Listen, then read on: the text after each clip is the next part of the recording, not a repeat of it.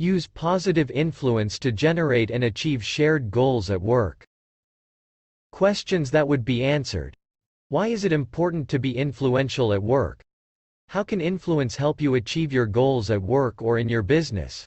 What's the difference between organizational and personal power? Connect with me via WhatsApp, +234 703 247 4726, to get more interesting videos. Please, to support our ministry, remember to like the video, and also find it in your heart to subscribe to our YouTube channel and then gently tap the bell to turn on the notification, so as not to miss out on the next videos. Imagine Sayed runs a successful spice shop with his brother Saad. Sayed wants to take the shop to the next level with a website where people can order custom spice blends online. He's talked about this informally with his brother, but Saad doesn't seem to love the plan. Saad says, investing time and money in a specialty spice site sounds like a lot of work, but Sayed still thinks it's a good idea. How might Sayed move forward with his spice site without souring his relationship with Saad? Let's see. Being influential at work means being able to change people's minds, or get them to buy into your ideas. For situations like Sayed's, where you aren't the sole decision-maker or person in charge, influence can help you advocate for your ideas, and achieve your goals, while keeping a good relationship with the people you're influencing. Integrity is the key to maintaining positive relationships while influencing. Put simply, good intentions are what makes influence different from manipulation or taking advantage of others. A person's ability to influence is often affected by power. There are two main kinds of power: organizational and personal. Organizational power typically comes from a person's role. Bosses, decision-makers, and anyone who regulates what goes on at a business, say, a chef in a restaurant's kitchen, all have power that comes from their role. Personal power, on the other hand, can come from knowledge, expressiveness, relationships, character, likability, reputation, and more. Understanding how to harness these sources of power can help anyone influence effectively. For instance, even if the person you want to influence has more organizational power than you might be able to generate personal power from your reputation or your expertise on the idea that you're advocating for. There's no one way to influence. In fact, there are many techniques you might use or combine to help you get the best result. Say, you have a bunch of keys. When one won't open a door, what happens? You try another. Think about what technique or mix of techniques can help you influence. But keep in mind, influence is about human interaction and connection. Any techniques you follow should be used to further these human interactions, not implemented rigidly. Keep in mind how personal relationships, tone of voice and body language, and modes of communication all affect your influence. Listen up. Influencing techniques can be grouped into two categories: ones that push, and ones that pull. Push techniques are about directing others to convince them an idea is worthwhile. There are several push techniques Sayed might use to influence his brother. Say, Sayed has strong facts and data that support his idea to start a website. He can try influencing his brother by expressing views, backed up with logic. Sayed could start by stating his view that they should build a website, and then use logic to back up his view. For instance, maybe he surveyed some of the shop's loyal customers, and nearly 75% said they'd happily order their spices online. Then, Sayed can build his case with up to 3 reasons why his view is good.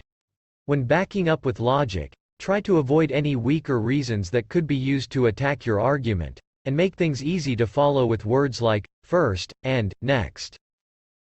If Sayed doesn't have enough data, or just feels passionate about getting Saad to commit, he could try appealing to values, or expressing feelings. Both these techniques mean ditching cold hard logic and relying on emotions. Sayed might use words that relate to his business values, like trust, fair, and responsibility, while also being sure to express his energy and enthusiasm. Where appropriate, Sayed can strengthen his argument by explicitly describing any relevant feelings as well as what's causing them. If Sayed wants to motivate Saad, or convey the consequences of Saad's response, he can push his brother by offering incentives or pressure. Incentives might be emotional payments like appreciation, "If you can do this for me, I'd really appreciate it," or trades, like taking work off a coworker's plate, "if they allow you to do what you'd like to do." Pressures, meanwhile, could be anything that will help push the other person to make a move. For instance, "If you can't do this by Friday, we won't be able to launch on time," or, "If you can't do this, we will have to escalate to our manager." Sayed could also try clearly setting expectations for his brother. After all, it can be easier for both parties if you know what you want from them and they know it, too.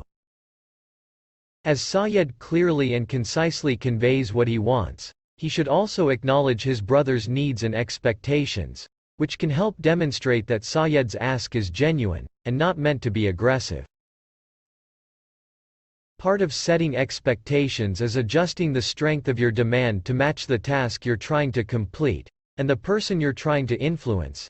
For instance, "Any chance you could" is gentler than "I need" or "I expect." Listen up. Unlike push techniques, pull techniques are more about getting people on board and invested in your idea rather than directing them. Again, there are several different pull techniques Sayed could use to influence Saad. First, to demonstrate his willingness to understand his brother's views, and encourage Saad to listen to him, too, Sayed could try active listening. Giving full attention and eye contact, Sayed can interpret information as he receives it, and summarize things to help move the conversation forward, and show that progress is being made. Say that after Saad hears his brother's idea, he wants to talk over some budget concerns. Sayed can pay full attention and follow up with, "So from what you have said, it sounds like you're concerned about how much the site will cost." Active listening helps when it comes to finding common ground, whether that's based on interests, goals, or values. By focusing on these, instead of disagreement, the brothers can generate shared goals and a shared, positive vision of the future. To encourage his brother to express his thoughts clearly and to demonstrate that he is genuinely interested in his brother's views, Sayed could try exploring with questions. Here, leading questions like, "Can you tell me a bit more about that, so I can understand better?" can come off as less aggressive than ones like, "Why do you want us to do it that way?" By focusing on what his brother wants and temporarily putting aside his own point of view, Sayed can encourage Saad to speak his mind. When people feel like part of the solution, they are much more likely to accept it. If Sayed wants guidance or to build trust, he could try being open by disclosing relevant information about his situation. For instance, maybe he's struggling to create a site without Saad's eye for design, and saying so could influence Saad. As you implement these various influencing techniques, recognize that there are constructive and destructive ways of using them. Constructive push techniques, for instance, are designed to be assertive. Influence others positively by expressing your views and feelings appropriately, stating expectations clearly, and adding incentives and pressures fairly.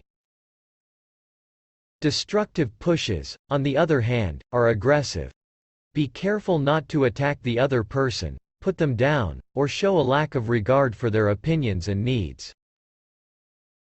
Constructive pulls techniques are designed to be responsive.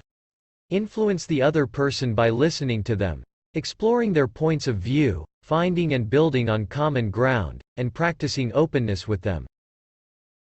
Destructive pulls, meanwhile, are passive. Be careful not to put yourself down, run away from conflict, or let the other person walk all over you. Do this now. Earlier we talked about power sources affecting influence. Now let's think about what source or sources you might generate power from to advocate for your next good idea. Let's do it.